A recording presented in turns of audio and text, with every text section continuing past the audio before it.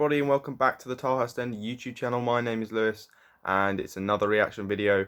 Veljko Paunovic has been appointed as Reading manager. Reading Football Club are pleased to confirm that Veljko Paunovic has been appointed as our first team manager.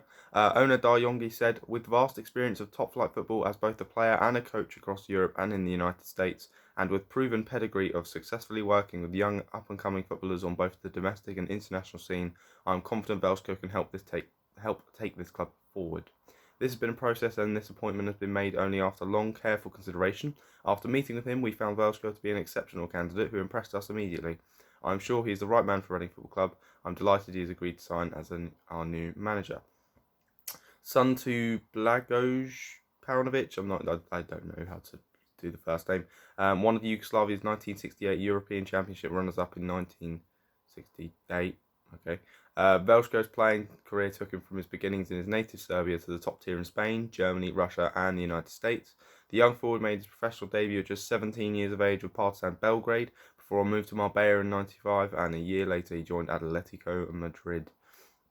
Still only 20, Paunovic helped Madrid reach the semi-finals of the UEFA Cup in 1998, knocking out Aston Villa on away goals courtesy of teammate Christian Vieri's winner at the Vicente Calderon Stadium, only to be narrowly defeated in the two-legged semi-final by Sven Goran Eriksson-led Lazio side that included Alen Boksic, Pavel Nedved and Pierluigi Cajaragi.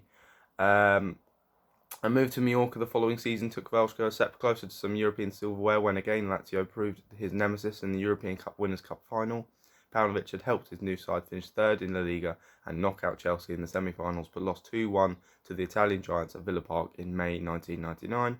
Following loan spells to Oviedo and then back to Mallorca again in 2001-2002, he moved to Tenerife where he enjoyed a prolific season in the Segunda Division, scoring 18 goals in 2002-2003 before a return to Atletico Madrid and then a brief spell of Hannover 96 in the Bundesliga.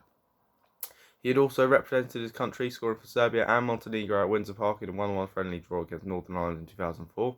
He was soon back playing his club football in La Liga with Getafe in 2005, recording 10 goals to help them to a 9th place finish in the Spanish top tier. Short playing stints with Rubin Kazan in Russia, Spanish side Almeria, and then back to in Belgrade with Partizan, where he played a part in a Cup and League double campaign, were followed by a return from retirement to feature Philadelphia Union in the MLS in 2011. And it was in the MLS that, after making more than 400 appearances as a player, Paunovic made his mark as a manager, but not before he had won a World Cup with his home nation.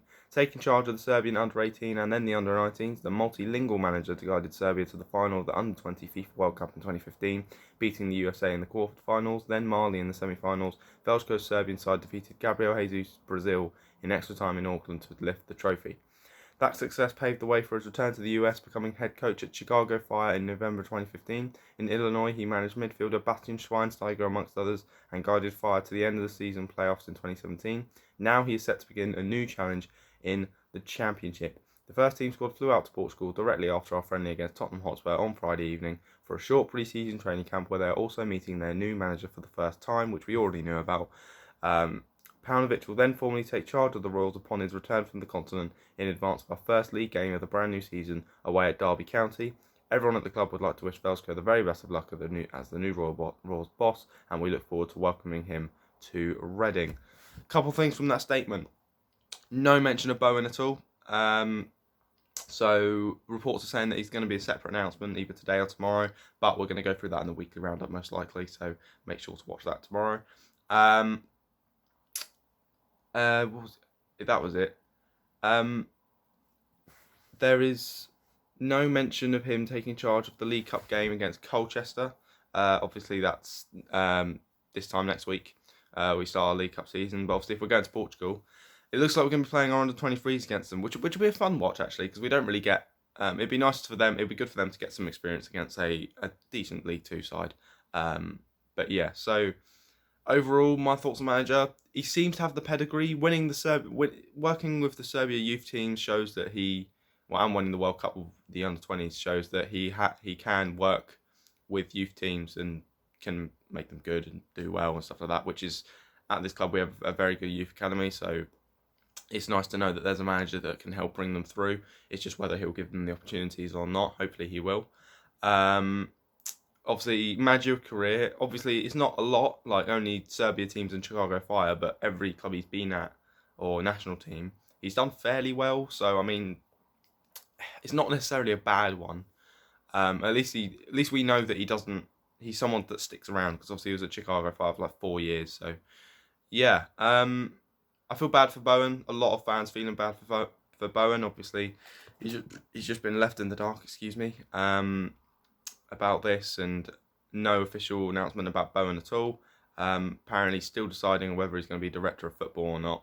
But yeah, I personally would have rather I'd kept Bowen in, because it seemed like he had finally thought of like a direction or like some sort of tactic the club could go with into next season. But obviously that's going to change now. Hopefully the Portugal training camp is good. Apparently we'll take having a friendly, but we don't know who we're playing or the details on it, or if we can watch it at all. We don't really know much about what's going on. But yeah, so I think that's it. So obviously we'll do a little recap tomorrow on the Reading Weekly Roundup. Make sure to watch it, but also make sure to give this video a like, and make sure to subscribe. And if you want to know about the Tottenham Reading game, Mark gave you a little overview from the Tottenham Hotspur Stadium itself on the game, just a little reactions video, so make sure to watch that as well. But thank you for watching, and goodbye.